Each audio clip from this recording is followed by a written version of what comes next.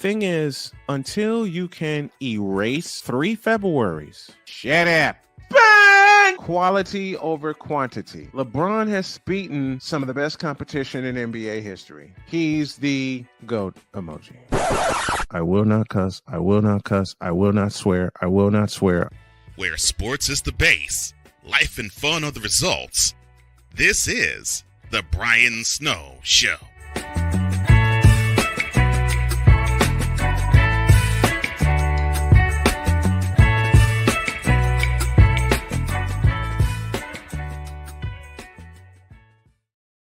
Pleasant good afternoon to each and every one of y'all in the region, across the nation, around the world. We welcome you to the Brian Snow Show. Whether you are listening on WLEO 26.7 in Baltimore, Maryland, or via SM Sports Radio around the world, or whether you're watching via YouTube or CSTV out of Reno, Nevada, welcome. You know, this is the most intriguing week for me because it's all about the NFL draft. And why do I say it's intriguing? Well, because who's going to do what? That's my question. Who is going where? And there have been so many predictions made, and there are going to be a lot more predictions made. But let me talk to the man who's the senior insider for SM Sports for the NFL, Mr. Mike DeBay. Good afternoon, Mike. How are you, my man? Good afternoon. I'm doing great. It's week of the year for us. 1 week overall. Okay, wait a minute. We're having trouble with his connection. So here's what I'm going to do. You're going to see me improvise here. Y'all are going to see me improvise here. Ah, doggone it. Okay. Let me try again. Mike, can you hear me? I can hear you. Can you hear me? Okay. We got you. Okay, let's get started. We tried talking about this, then we ran into some technical difficulties, so let's just get right to it. What do the Carolina Panthers do with the number 1 overall pick? Which way are they leaning? You know, last week I was sitting there saying that Bryce Young was probably the most, logical pick for them to go with at the number 1 position. Some people will tell you CJ Stroud is the smarter pick, maybe the higher upside. Maybe he's got a little bit more of a ceiling at this level, but I still think they have to trust their instincts at this point. My gut reaction tells me that they go with Bryce Young at this point. I think he may fit Frank Reich's system a little bit better in terms of mental preparation, in terms of being the cerebral type quarterback that Frank loves to employ. But at this point, I think it's still up in the air, and I think it probably will be for the next couple of days. We may not know until Wednesday, maybe even Thursday, for sure, what Carolina has up its sleeve with the number 1 pick. Yeah, we won't know until Thursday which way they're leaning, and there have been a lot of questions. There are a lot of questions and a lot of speculation about which way they're leaning. What does Bryce Young bring to the Carolina offense right now? Well, right now, I mean, there's no question about it. This kid is definitely battle tested and ready to take the reins. Tremendous accuracy. I love the way he places the ball exactly where the receiver can get it. That's a trait among a lot of Alabama quarterbacks, and that's something that is really, I think, cultivated in that system, whether it be Nick Saban or whether it be Bill O'Brien, who was his offensive coordinator a couple of years ago. This is absolutely something that is important, that is vital to his game plan. And it's something that I think is going to be important to Frank Reich and the type of offense that they're going to install in Carolina. Football IQ. And I know a lot of people talk about it. It's a term that I always think is, for lack of a better term, I think it's thrown around a little too much, a little too haphazardly, but it's really looking at the true definition of this guy in terms of standing in and be able to adjust to defenses on the fly. This has that. So mental preparation in the cerebral game, Bryce Young checks all. Yeah, he does check all the boxes, but here's my worry. He's coming into a situation where the offensive line is nowhere near repaired. a new coaching regime, and you have to ask the question, will Frank Reich be allowed to fully have the range? You and I have discussed this before about owners saying that they're going to let their coaches do their job, but they really don't because they keep getting in their ear. Bryce Young in Carolina, he's a good fit. He can bring that cerebral game like you said, but he's coming into it. Should he be the number 1 overall draft pick, and a lot of pundits are leaning that way, he's coming to a team that's an overall mess, especially on offense. Yeah, and that's going to be the big key for Carolina. Do they want to run the spread offense most of the time or all of the time in Carolina? Frank, but they are. Bryce Young is their guy. That's where he's going to thrive. He does do well in that type of an environment. But at the same time, there are size concerns.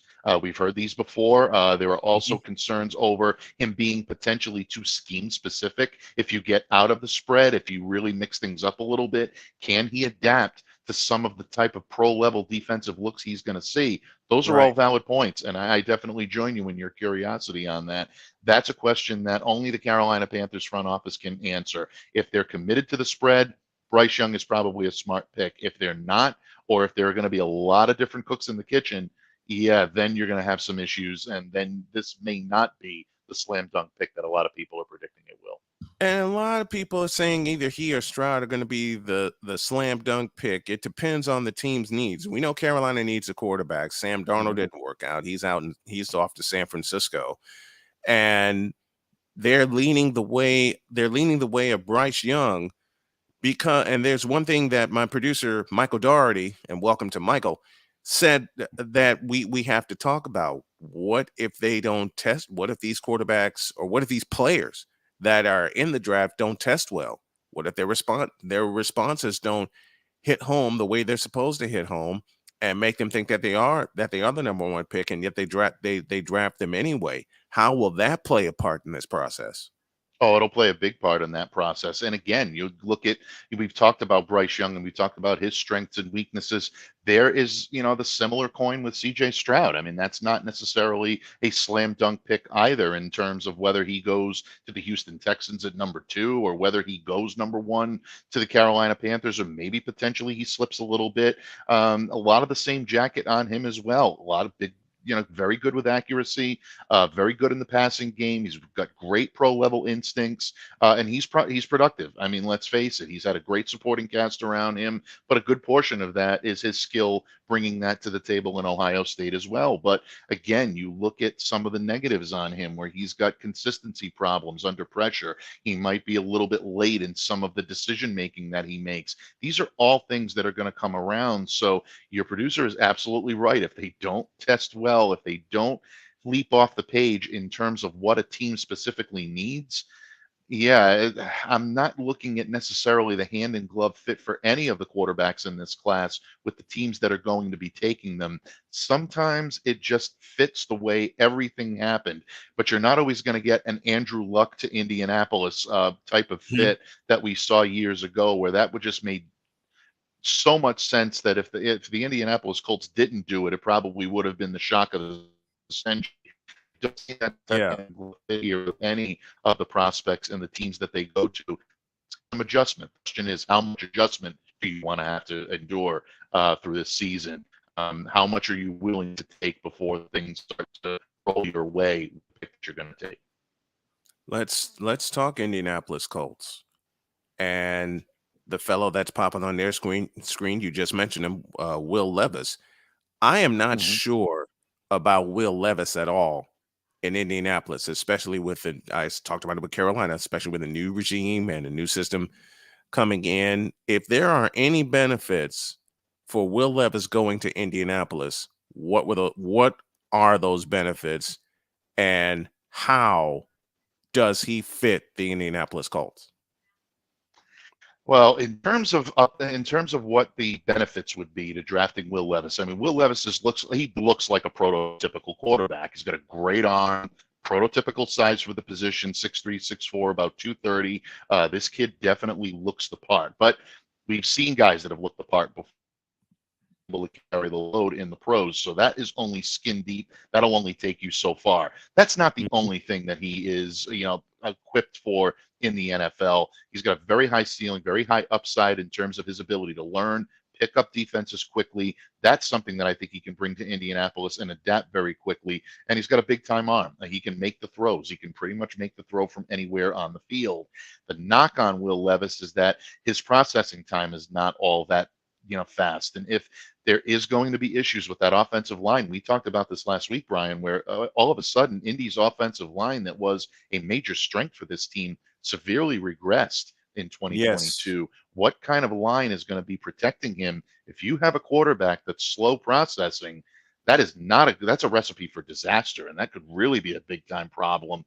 There's issues with turnovers, and again, the decision making to me is the main factor here. So if you're looking for a quarterback with high upside that you're willing to cultivate, maybe take a step back before you take a step forward. Yeah, Will Levis might be a guy you may want to try because there is a lot of potential there. But if you're looking for someone that's going to lead an NFL offense right off the bat and not hold the clipboard for or get the timeout on the field to prove what he can do, accepting maybe more loss than victory, this might not be a good pick for the Indianapolis Colts because I don't think Levis is as pro-level ready as some of these other guys that we've talked about today. And that's the key. Not pro-level ready. Top picks on our discussion today here on the Brian Snow Show. Mike DeBate joins me. And we talked Will Levis. We talked C.J. Stroud. Bryce Young definitely who is probably going to wind up being the slam dunk pick at number 1, but there are still questions to be answered about him. Here's one quarterback, and we talked about it this morning with Jay Spivey, that is getting a lot of hype, but hasn't had a lot of, in my opinion, hasn't had a lot of production. That's Anthony Richardson. And a lot of teams have elevated him to possibly being one of the top 4. And I just don't see it. I have not seen any game that Anthony Richardson has had at Florida to be impressive. I haven't seen it. Yeah, I think a lot of people are falling in love with potential as opposed to what he's going to bring to the table from day one. Potential is a good thing when it comes to a quarterback for draft stock. We always talk about the potential upside. We talk about athleticism, his ability to be a dual threat. Anthony Richardson has that, maybe more so than any quarterback in this class.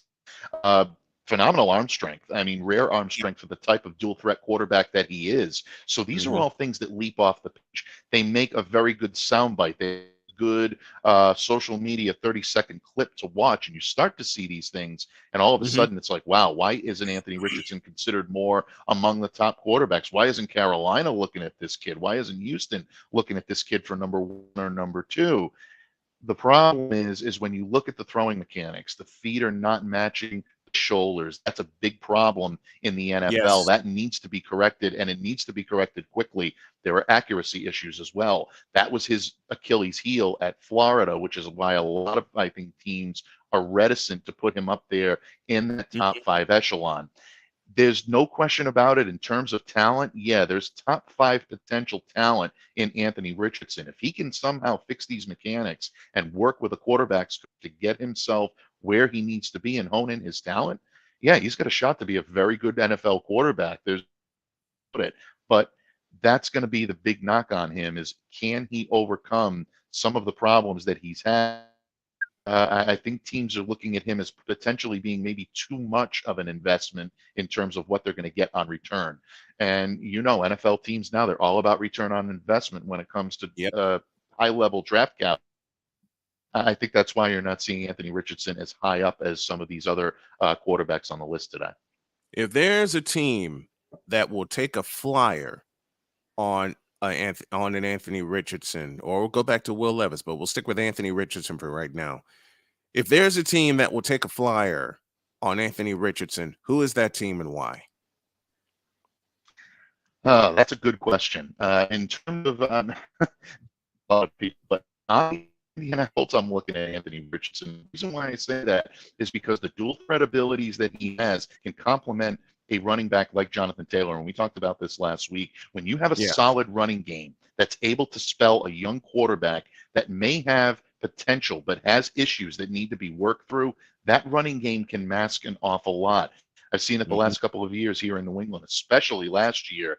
New England Yeah. probably had no business being in contention for a playoff spot, but they were for one main reason, and that's because they had Ramondre Stevenson running the football and keeping them in games offensively. That passing game Mhm. was a mess, and it's not all on Mac Jones. A lot of it was quarterback, relationship with coach and poor coordination. But bottom line, there were Right. issues, and there were issues that needed to be worked through. If you have a solid running game that allows you to stay in games, even when your offensive line is struggling, that's a big time thing. So that to me is something that's going to be interesting. It would be a departure, and I'm not saying it's a hand and glove fit, but I think Indianapolis needs to take a look at something like that if they're thinking about potential, because I think there's a higher ceiling and a higher potential for return this year from an Anthony Richardson than there is a Will Levis. I might be in the minority in that, but I still think that there is a little bit more in his tank than the other side. We're talking NFL draft with our senior insider, Mike Debate. We're going to pause for a few seconds, and when we come back, we'll dive inside of the needs of the NFC West. It's draft week. Mike Debate will join me all week as we talk NFL draft on the Brian Snow Show. Be back in a minute.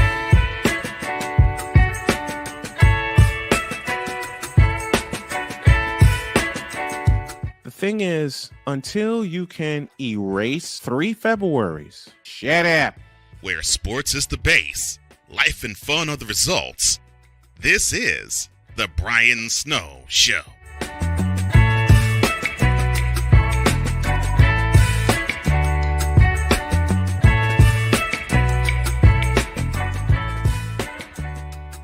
Now, I'm known as the guy who can fix just about anything, but the technology in most appliances requires very special training to fix. And that's why my family has Choice Home Warranty. Choice Home Warranty covers over 25 major home systems and appliances. That's your AC, heating, plumbing, kitchen and laundry appliances, and so much more. Call Choice Home Warranty now before something breaks down. Get protection for your heating, AC, plumbing, kitchen and laundry appliances, and more. Call 800-973-6121. So this thing called sports, it has fans again. It has full stadiums, full arenas, and more. And you want to be a part of it, don't you? Of course you do. If you begin to scour the resale market, there will be tickets available. And what you need to get those tickets that you want so badly is SeatGeek. SeatGeek is the app available to you that lends a hand in helping you get the tickets that you want for the events that you want.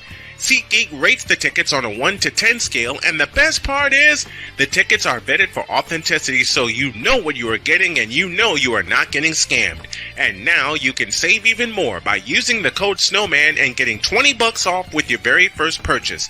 Yes, you can do all of that with the power of SeatGeek, helping you get to the games that you want, so you fans can fan. So let's all fan.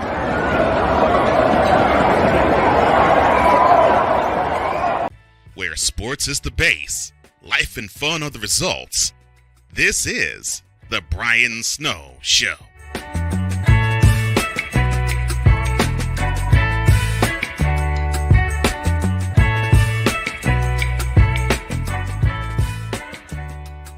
Welcome back to this edition of the Brian Snow Show. It's Monday, it's draft week, and we're talking all things NFL draft with our senior insider, Mike Debate, our senior insider for Snowman Multimedia Sports, now in his 7th season with us. It's been a fabulous partnership. It's been a fabulous friendship as well. Let's dive into the NFC West. And the team that I want to start with is the Los Angeles Rams. Why am I starting there? They were the defending champions, and then they absolutely imploded throughout the season. Where do they start to rebuild? Well, there's a lot of different places where the Rams could start to rebuild. I mean, my need sheet on them is very heavily on defense. I think they definitely need a linebacker. They're looking at cornerback. And then you also want to think about the offensive side of the ball as well, and why a wide receiver that can either take some pressure off of Cooper Kupp or possibly become one of their top options. We've heard that Cooper is on the trading block. I mean, I know they just moved Allen Robinson, but there's always an opportunity and always a chance that they may be in full sale mode. And if they are, that's definitely something to keep an eye on. So when you look at what this team needs, I think that's where they're going. If my gut reaction were to tell me where they're going to go first because they don't have a first round pick, somebody that I think they could be looking at would be Emmanuel Forbes, cornerback out of Mississippi. I think that there is a clear ball hawking ability. If they want to replace what Jalen Ramsey brought to the table, this kid may be it. He may be one of the best ball seekers in the NFL draft right now in terms of cornerback depth. This is a deep, top-heavy class when it comes to cornerbacks, and they do have the ability to grab somebody here. So that's who I'm looking at for them. But again, there are definite advantages to looking at linebacker and looking at wide receiver as well. And there are a few guys that I think could be a good fit in there. I love Dorian Williams, a linebacker coming out of Tulane. He's someone that they could be able to draft without using early valuable round draft capital, but someone that I think can really come in and start week one. Los Angeles needs bodies to come in and be able to anchor, what they've lost in free agency and really lost through overspending in the couple of years that led up to their Super Bowl championship. But it's time to rebuild now, and they have to make these picks work for them, especially because they're at such a premium. So the Rams offense, what do they do at the running back position? Because you and I feel the same way. You got to have a powerful running game to match your quarterback. Now, we don't know what they're going to do at the quarterback position. We'll touch on that in a moment. But what do they do in the running game? Yeah, well, there's the other big question mark, and again, because of the fact that they don't have early round draft capital, and I think there are so many needs on this team. I think that takes them out of contention for guys like Bijan Robinson or Jahmyr Gibbs, who I think they would absolutely run to the podium to take if they had the opportunity to get them. But I just don't see it as a possibility. So then you go to the next level. Maybe Zach Charbonnet, drops to them a little bit, and he becomes a guy that they may want to take. I think maybe one of the more underrated running backs in this draft is Zach because of his dual threat capabilities. Kenny McIntosh coming out of Georgia, the national champions. He's a guy that can be a high level pass catcher, has the ability to play into a lead role eventually. So these are some of the names that I might be looking at if I'm the Los Angeles Rams. But I agree with you. If they're serious about revamping what they need to do on offense, then a running back has to be at their consideration at some point, if not early, then maybe in the later rounds. They could find some guys in the later rounds as well that could help this out. This is a perceivingly deep running back class that has a lot of potential. Maybe not a lot of NFL ready pro level talent right off the bat, but guys that can really emerge in year 2 or year 3. And they need a running back now, because Cam Akers is not their solution. He hasn't proven to be their solution. So they need to find somebody immediately that will be the bell cow for this offense. Yeah, without question. And look, I mean, there's still the specter hanging over it that he's not happy in Los Angeles. I mean, they had a tumultuous contract situation last year. You have to think that may have cooled really out of necessity rather than anything else. We know they were actively shopping him at the trade deadline. So does that continue? Are they going to be able to work something out? A lot of question marks when it comes to Cam Akers and the future in Los Angeles. So yeah, they need a running back now. If it's not going to be in the draft and they're not going to use early round draft capital, I expect them to be active maybe in the trade market during the draft, or potentially in that next wave of free agency that always happens once the draft is concluded. Going to be very interesting to see what the Rams do in the running game. Be easy in the house with us, tuning us in, as well as Michael Doherty, our producer, down in Texas, helping us out. Rapid Day, part of the Strikeout Beer podcast. If y'all haven't checked out the Strikeout Beer podcast, please check them out. They are a ton of fun. They talk a lot of sports, and they have a lot of fun doing what they do. So please check them out on YouTube when you get a chance. Speaking of a team in a mess, and I know my friend Michelle is going to get on me about this, but a uniform reveal does nothing to fix the Arizona Cardinals. They got problems all over the place, and we'll start with their offense. You gave Kyler Murray a lot of money. You don't have a lot of money left to fix the real problem, and it echoes again. They don't have a running game.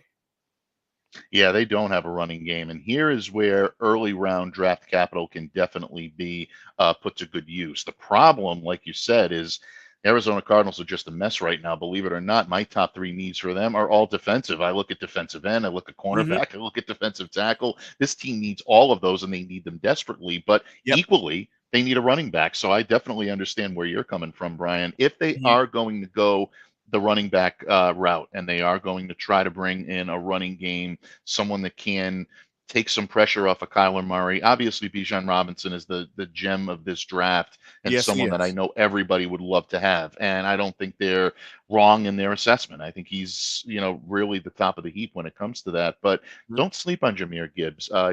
Running backs coming out of Alabama are built differently. Even when they're not extremely highly touted, they're still battle tested and NFL ready in a way that you don't see from a lot of other programs. This kid has a value as a receiver. He's explosive when he's got the ball in his hands, and he does have a great amount of athleticism. So if for some reason the Cardinals decide that they may want to trade down or trade out of that pick that they have, move down a little bit, I could very easily see them picking up Gibbs. And I don't think that would be a bad consolation prize. I think they have an opportunity to make something work with him. So if I'm Arizona, I'm looking at him right now, but then I'm taking a real sharp turn and focusing my attention on the defense. The defense has had a lot of holes in it the past couple of years, even in their playoff year when they lost to the Rams.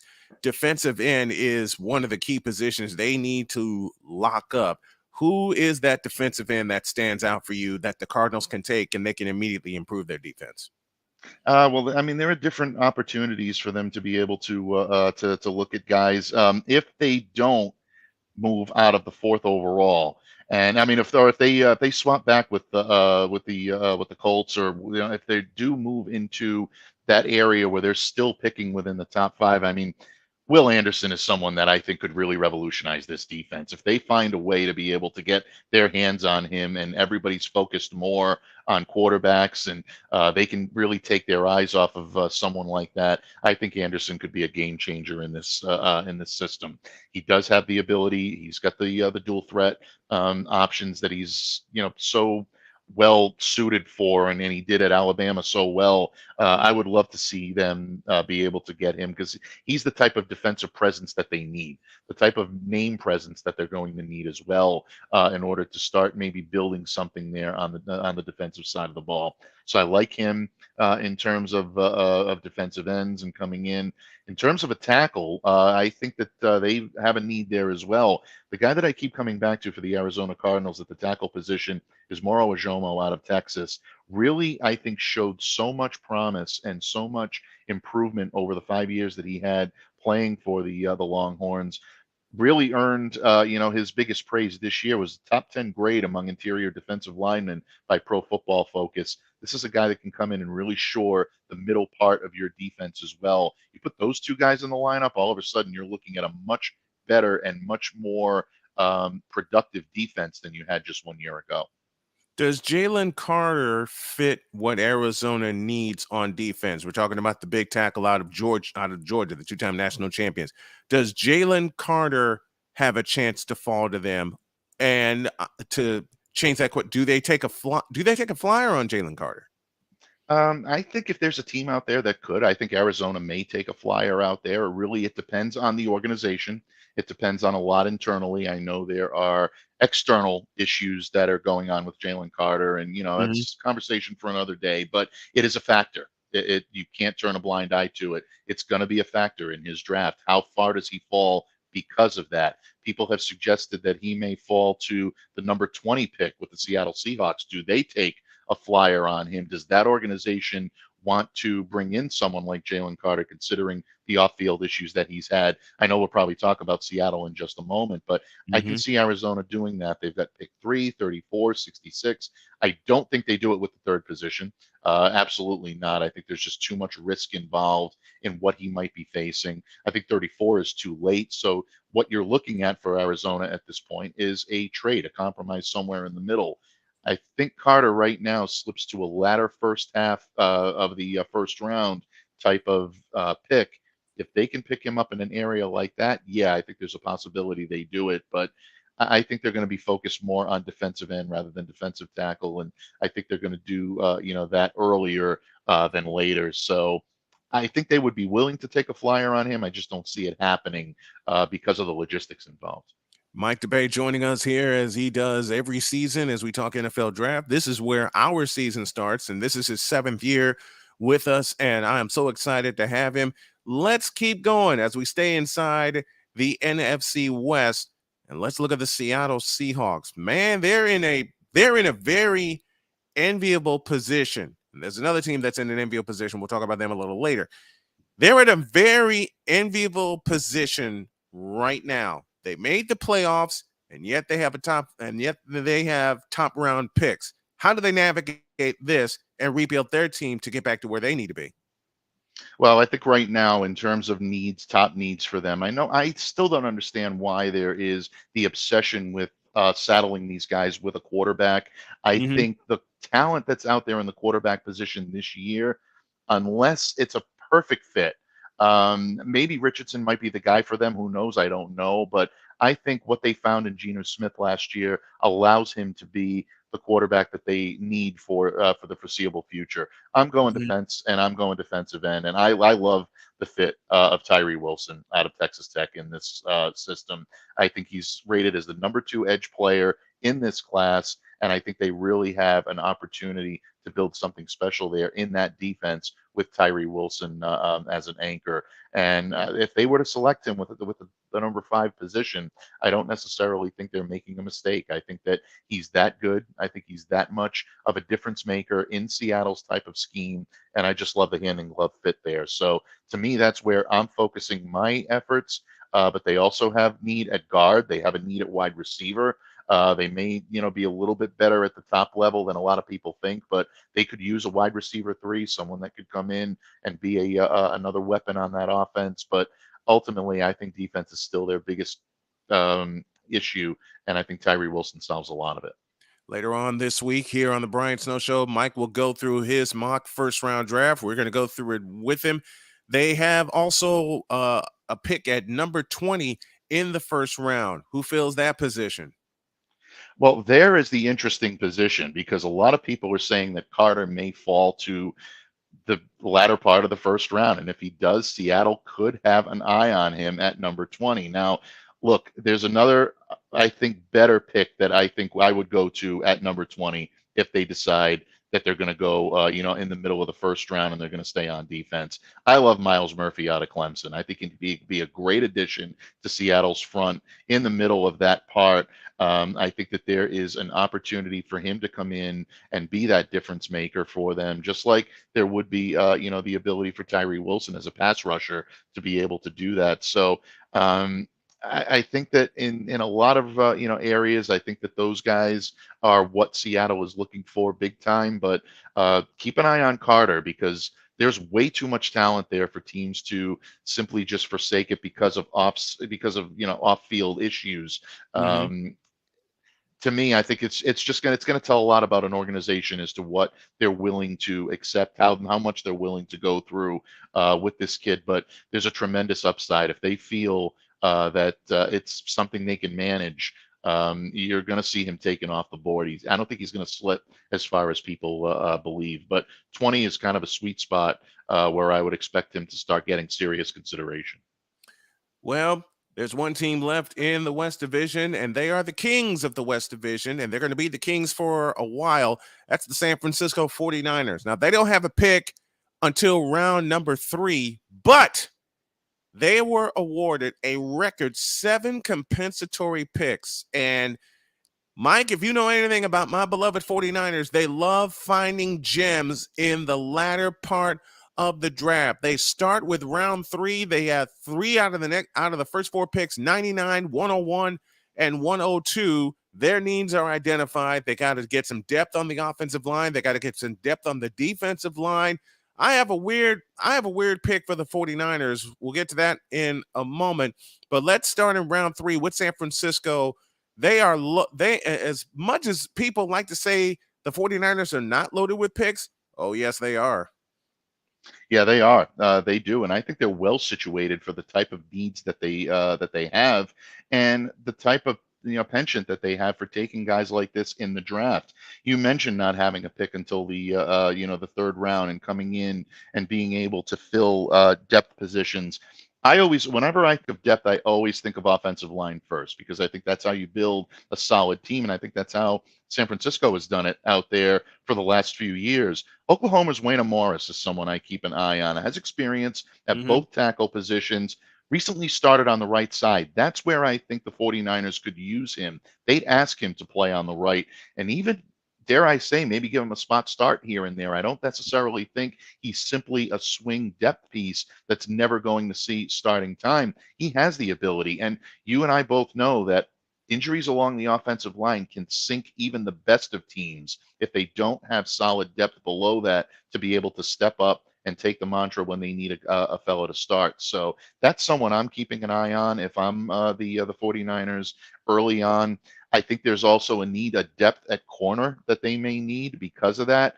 I like the local guy. I like Stanford's Kyle Blue Kelly. I've been watching him a lot of experience as a starter, size, aggressiveness. This is something that I think he could bring to their defensive backfield. So these are the guys I'm watching for San Francisco right now that may be flying a little bit under the radar, but these would be solid opening picks for the 49ers that would provide depth there for a number of years, and maybe even, who knows, maybe even a spot starter too, even as a rookie.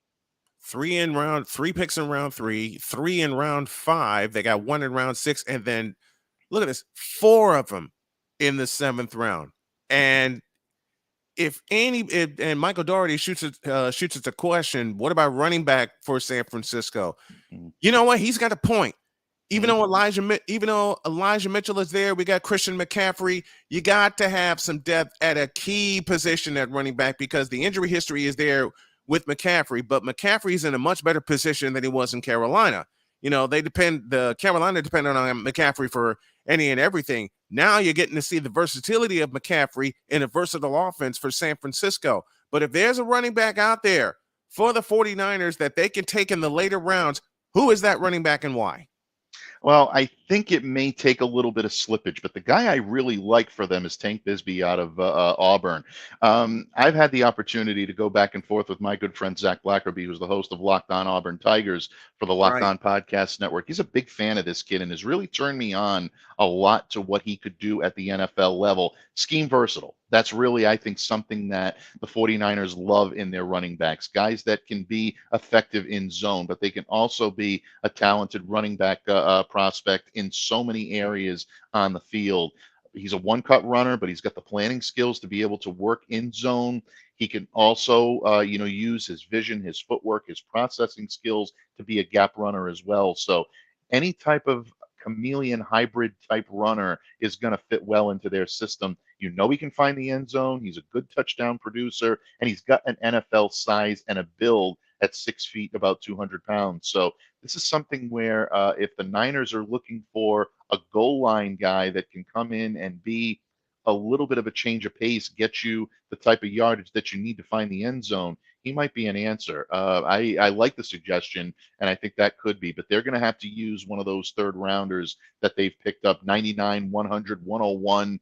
I think Bigsby comes off the board before that, but it's a couple of days before the draft. The guy can dream, right? We can look forward to it and hope he can slip a little bit and maybe find his way. But I do like him for San Francisco. I think he'd be a good fit in that system. He would be a wonderful fit in that system, and the history of versatile backs that the 49ers have had. And I don't have to tell you the name I'm going to start with. That's Roger Craig, 6 feet tall, 214 pounds. He can catch the ball out of the backfield. First ever back to have a 1,000 season, which makes what Christian McCaffrey joining the 49ers so significant, because he had a 1,000 season. But Tank Bigsby, 6 foot tall, 213 pounds, perfect prototypical running back. Let me change my sentence. Perfect 49ers prototypical running back. That size and that position, and plus Bigsby can catch the ball out of the backfield. He certainly can.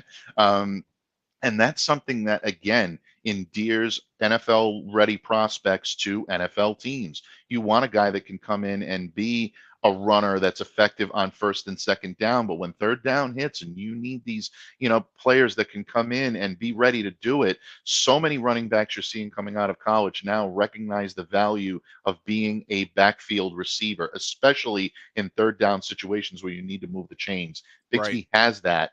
And I think that's something that the 49ers would pick up on.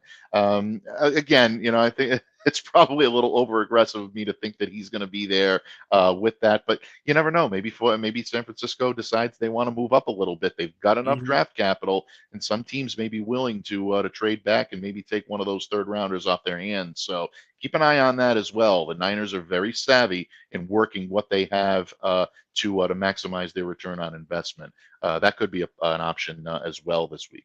Mike D'Abate joins me as we talk all things NFL draft. We'll stay in San Francisco and address a very key situation when you all get back.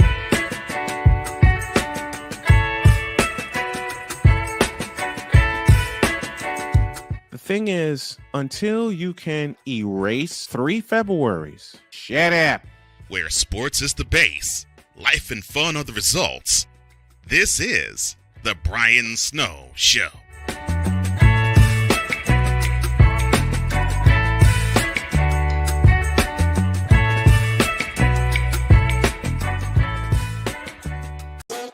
The original Think Drink is back. Level up with proven ingredients formulated to crush your competition. No gimmicks, no jitters, no messing around. Just high-potency results that keep you moving day or night. There's a new nerd in town, and we came to play. Nerd Focus, smarter than energy. Here's an important message from the Diabetes Solution Center. Do you like pricking your fingers to test your blood sugar levels? No one does, but it's important to maintain your health. And now, by wearing a small remote device called a continuous glucose monitor, or CGM, you don't need to prick your fingers anymore. It's easy to use and helps you make more accurate diabetes treatment decisions. If you are testing your blood sugar 3 or more times daily, injecting insulin, or using an insulin pump, call the Diabetes Solution Center right now. And if you have Medicare or most major insurance coverage, you may be able to get a new CGM at little to no out-of-pocket cost. Shipping is free, and we'll even bill your insurance company for you. If you are testing your blood sugar 3 or more times daily, injecting insulin, or using an insulin pump, call the Diabetes Solution Center right now to learn how to end the painful finger sticks and get your own continuous glucose monitor, or CGM, at little to no out-of-pocket cost. Where sports is the base, life and fun are the results. This is the Brian Snow Show.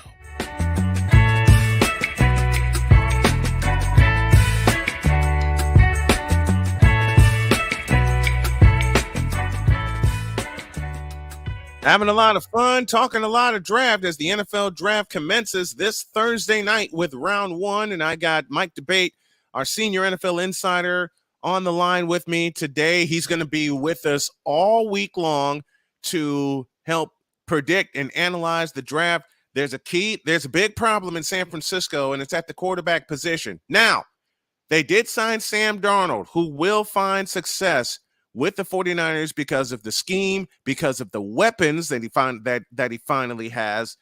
But Brock Purdy is their future, period. He proved it when he was running the offense and the 49ers were averaging 30-plus points a game. Now, I'm going to throw a name out there that could slip to the 49ers in the 3rd round should they take a flyer on him, and I believe they should. His name is Max Duggan out of TCU. Yeah, I like Max Duggan as a fit for the San Francisco 49ers. Someone earlier today, as a matter of fact, Brian, asked me about the potential fit for him in New England. A lot of people are talking about, would the Patriots use mid-level draft capital to bring in a quarterback? And I think Duggan at this point is a poor fit in New England, but I think he's an excellent fit with the 49ers. He's got the ability to make plays. He's an athletic young quarterback. And he's not going to have any apprehension about throwing the ball vertically.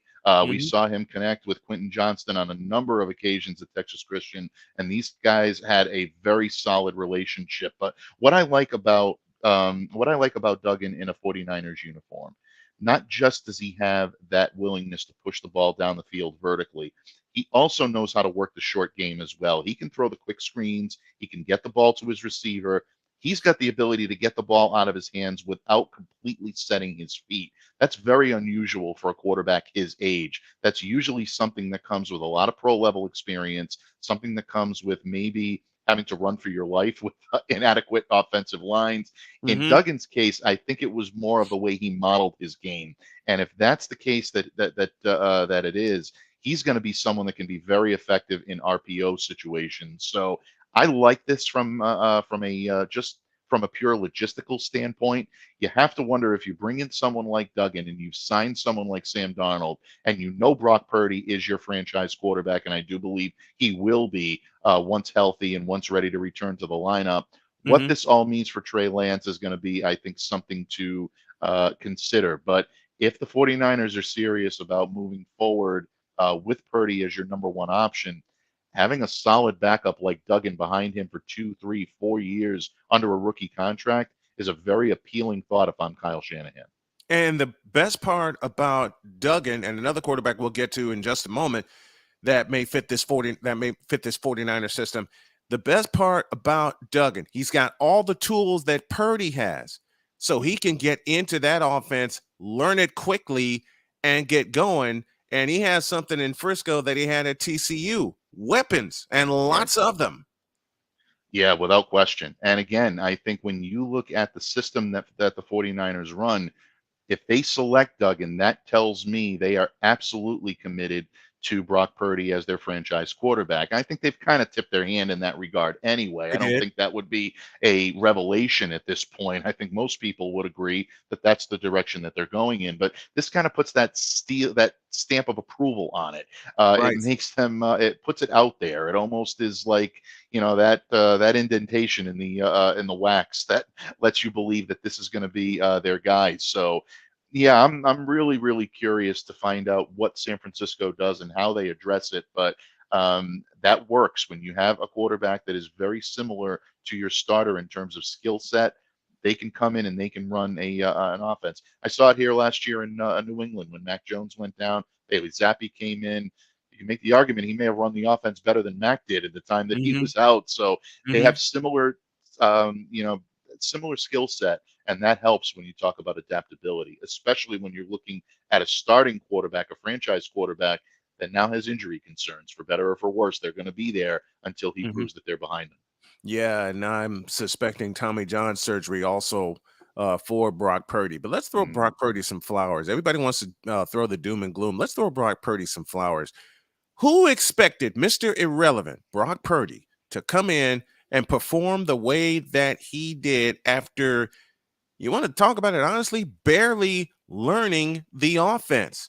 And I mean, he interjected himself very quickly, but the game that turned it for me, and I know I'm going to get a little smirk out of you for this, the game that turned it for me was a nationally televised game against Tom Brady in Tampa Bay. You're talking about a guy, 22-year veteran in Tom Brady that has seen it all, done it all, been there, done that. And this young gun outdueled him, used his weapons not only correctly, but freely. That's the other thing I love about Max Duggan, but he used his weapons freely. You know, how can you say about that Mr. Irrelevant, who's very relevant now with the 49ers and Brock Purdy, but you have to remember he played 4 years at Iowa State. He was a 4-year starter at Iowa State. He was ready to go then, and now he is really, really proving it, taking the 49ers to the West Division title. Go back to that game in Seattle where they clinched the West. But he's right. Brock Purdy is their man. And adding someone like a Max Duggan or a national championship quarterback, Stetson Bennett, will do nothing but wonders for either one of those guys, Max Duggan or Stetson Bennett, whose stock has fallen because no one wants to see a 3 or a 4-year starter as a quarterback. It's all about Bryce Young and CJ Stroud, and there's still some development issues there. Taking on a project where these guys are ready. Max Duggan and Stetson Bennett are ready to lead your team. Absolutely. I'm glad you mentioned Stetson Bennett. He's kind of the forgotten man in all this. I mean, that's unusual for a quarterback that's a national champion. 3,700 passing yards, 500 rushing yards, 40 touchdowns during Right. his senior year. He accounted for those. I mean, that's a pretty impressive resume. That's a very impressive stat line, considering a guy joined the team as a walk-on at Georgia. But, look, there's another a person with scheme tendencies that fit what the 49ers do well, the power gap concepts, the play Mhm. action sets. To tell you the truth, Stetson Bennett is someone that I'm having a serious look at for New England. If they decide Right. they want to dip their toe into a quarterback and bring in a young arm in the latter part of these proceedings this weekend, he may be someone that could come in and be an option as well. Prior to some of his plummeting in the draft, a lot of people were predicting he would be a starter from day one coming Right. out in this league, simply because he just has that ability. He's battle tested. I know people are describing him as what's called a safe quarterback. I still don't Mhm. understand why that's an insult. I mean, if you're getting someone that comes in and is ready to run your offense, what could be bad about that? Sometimes safe is pretty good.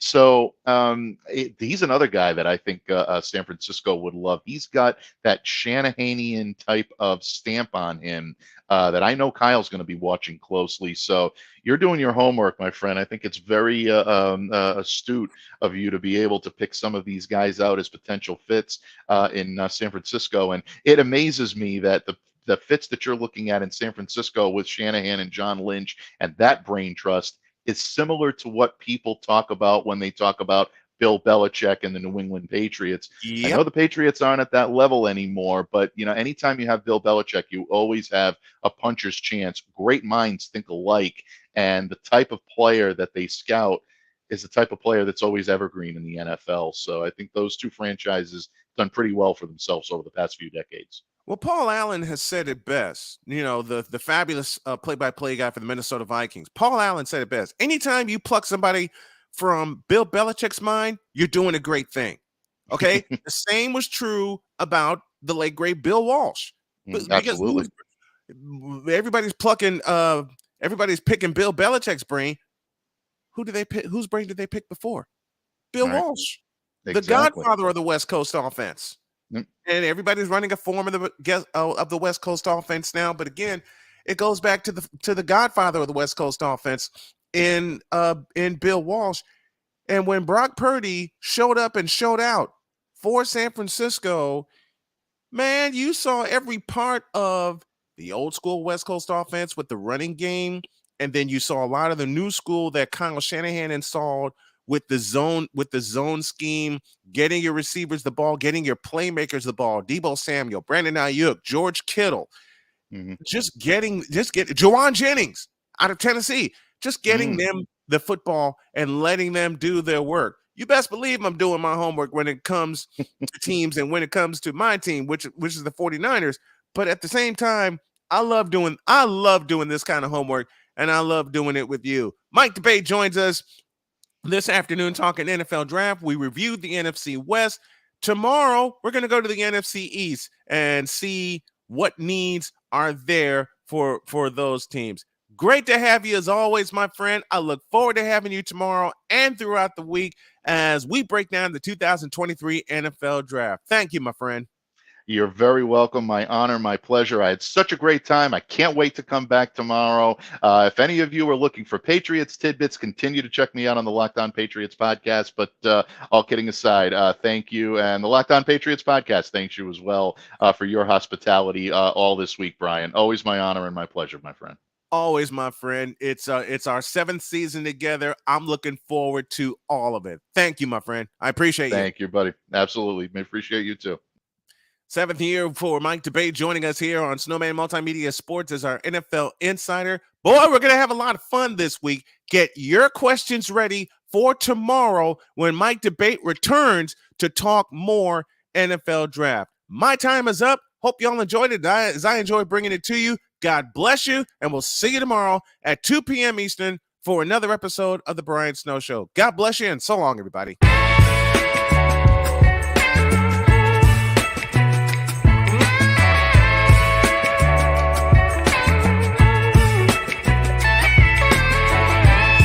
Thank you for tuning tuning into The Brian Snow Show, where sports is the base, life and fun are the results.